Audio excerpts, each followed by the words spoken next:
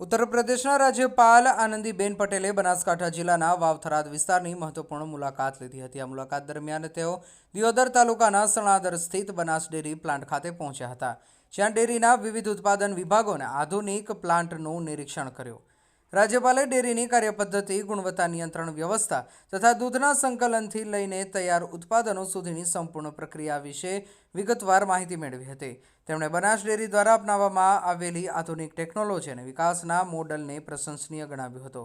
આ પ્રસંગે રાજ્યપાલે બનાસ ડેરી સાથે જોડાયેલી પશુપાલક મહિલાઓ સાથે આત્મીય સંવાદ કર્યો હતો। મહિલાઓએ ડેરી સાથે જોડાયા બાદ થયેલા આર્થિક સશક્તિકરણ અને સ્વરોજગાર અંગેના પોતાના અનુભવ રજૂ કર્યા હતા।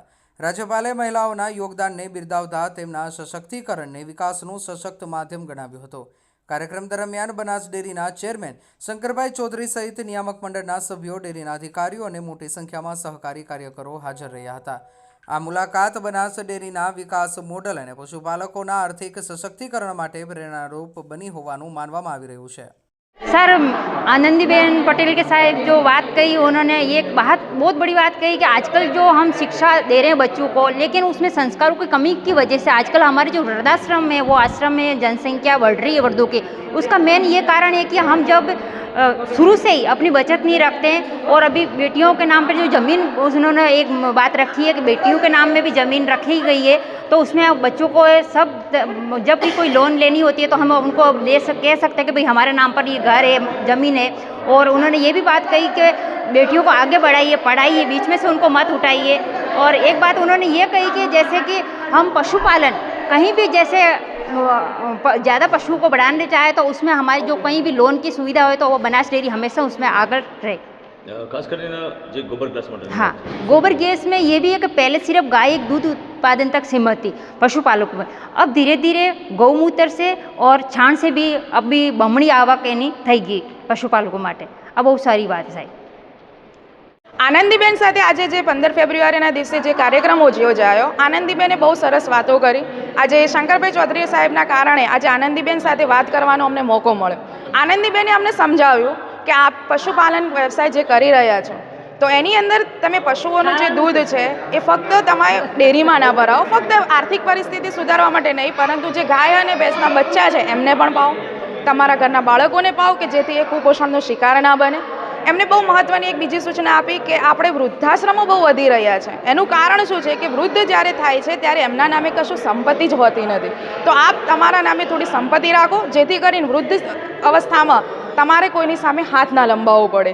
ત્રીજી મહત્વની બાબત એમને કરી કે દીકરીને જેટલું બને તેટલું ભણાવો, દીકરીને શિક્ષણ આપો, દીકરીને બાળ વિવાહથી દૂર રાખો, દીકરીને એવું ના કરો કે એક સ્ટેજ સુધી પહોંચે અને તમે એના વિવાહ કરાવી નાખો। આ બિલકુલ ના હોવું જોઈએ। અને સૌથી મહત્વની વાત કરી કે દહેજ પ્રથા બિલકુલ ના હોવી જોઈએ। અને આપણે ભાગ્યશાળી છીએ કે આપણા ગુજરાતમાં આ દહેજ પ્રથા નથી। અને એમને છેલ્લે એમ પણ કીધું હતું કે આ પશુપાલન થકી જે મહિલા સશક્તિકરણનું સપનું સાકાર કરી રહ્યા છો એમાં ખૂબ આગળ વધો અને આનાથી પણ વધુ કમાણી કરો અને ખૂબ સારી રીતે આગળ વધો। અને આમ શંકરભાઈના પ્રયાસોના કારણે અને બનાસ ડેરીના સતત પ્રયાસોના કારણે આજે આપણે ખૂબ જ પ્રગતિ કરી રહ્યા છીએ। બેને અમને એવા સૂચનો કર્યા કે તમારું ગોબર ગેસનું છે જે છાણ અને જે મૂત્ર છે તમે વેડફતા હતા, તો આ જે શંકરભાઈને લીધે એ બધું પશુધનની રીતે ભેગું થયું છે। અને એનું વેસ્ટમાંથી બેસ્ટ એવી રીતના વેસ્ટમાંથી બેસ્ટ કર્યું છે। તમે જે છાણ અને મૂત્ર જે કચરો સમજતા હતા એ આજે ધનની પ્રાપ્તિ વરસાવી રહી છે। બહેનોને બહુ બધી સૂચનાઓ બહેને આપી છે કે સ્ત્રીઓના પોતાના બેંક અકાઉન્ટ હોવા જોઈએ, સ્ત્રીઓ પોતે કમાતી થાય, ભણતી થાય, પોતાની દીકરીઓને એજ્યુકેશન આપો, એમના નાની ઉંમરમાં મેરેજ ના કરો, બાળકોને સારા સંસ્કાર આપો, પરિવારમાં એક થઈને રહો, પોતાના સાસુ સસરાને વૃદ્ધાશ્રમમાં ના મૂકો, એવા બહુ બધા સૂચનો કર્યા છે। આજે કાર્યક્રમમાં જે મહિલાઓને સશક્તિકરણ માટે, મહિલાઓને એમ કે પગભર થવા માટે આનંદીબેને અને બનાસ ડેરીના ચેરમેન સાહેબ શ્રી શંકરભાઈ સાહેબે એમને ઘણા બધા સૂચનો કર્યા હતા કે દીકરીઓને ભણાવો, આગળ વધારો, મહિલાઓના ખાતે એકાઉન્ટ ખોલાવો। એકાઉન્ટ તો ધારો કે બનાસ ડેરીના દરેક મહિલાઓના ખાતે ખોલાય જ છે। થોડા ઘણી મહિલાઓના પાસે સંપત્તિ રાખો, જેથી કરીને વૃદ્ધાશ્રમમાં જવું ના પડે અને વૃદ્ધ સમયે પોતાના બાળકો પોતાને વૃદ્ધાશ્રમમાં ન મૂકે તે માટે પોતાના પગભર અને પોતાનો હાથ હલાવો થાય માટે કોઈની સામે હાથ લંબાવો ના પડે તે માટે તેમણે ઘણા બધા સૂચનો કર્યા હતા. પોતાના બાળકોને ભણાવો, પોતાના બાળકોને પૂરતું પોષણ આપો, પશુપાલનમાં પણ સ્વચ્છતા રાખો, તે વિશે ઘણી બધી અમને માહિતી આપી હતી આજે.